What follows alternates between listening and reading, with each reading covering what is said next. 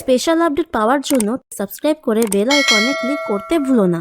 ভিক্টরকে police arrest করে নিয়ে যাওয়ার সময় আড়াল থেকে জিয়া ভিক্টরকে ইশারায় রিকোয়েস্ট করে পুলিশকে যাতে তার নামটা না বলে দেয়। এরপর পুলিশের গাড়িতে উঠে ভিক্টর চলে যায়। ওদিকে রাজীব রাহিকে রিকোয়েস্ট করে, যাই হয়ে যাক না কেন তুই আমাদের বাড়ি ছেড়ে কোনোদিনও যাবি না।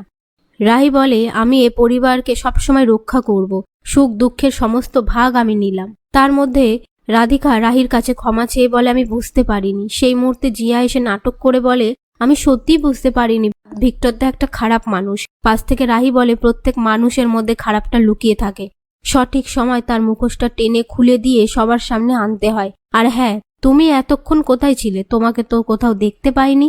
জিয়া বলে, আমি মেডিসিন আনতে গিয়েছিলাম। তারপর জিয়া রাহির প্রশংসা করতে থাকলে রাহি বলে, আমাকে এতটা জানার কোনো দরকার নেই। জিয়া বলে, দেখো তুমি রাহুলের বউ আর আমি ওর বেস্ট ফ্রেন্ড ফর এভার, সম্পর্ক ভালো রাখারই তো প্রয়োজন আছে। পাশ থেকে কনক বলে, তাহলে তোকে সেই জায়গাটা মিমোর সাথে শেয়ার করে নিতে হবে। কথায় কথায় জিয়া বলে, আজকে রাত্রে না আমি এখানেই থাকবো, রাধিকাদের সাথেই থাকবো। ওদিকে একজন পুলিশকে ভিক্টর বলে, আপনাকে শুধু একটা নাম্বারে ফোন করে তাকে থানায় আসতে বলতে হবে।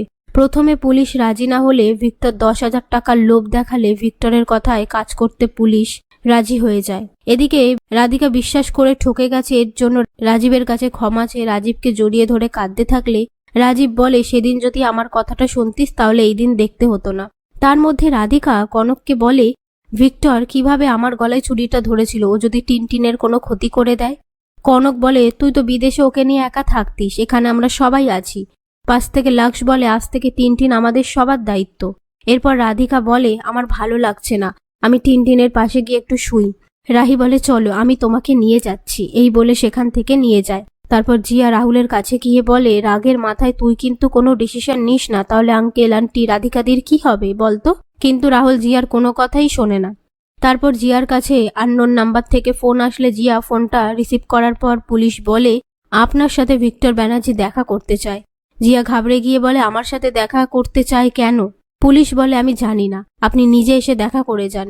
কথা শুনে জিয়া আপন মনে বলে, আমাকে থানায় যেতে হবে। ঠিক তখনই রাহি এসে এই কথাটা শুনে নেয়।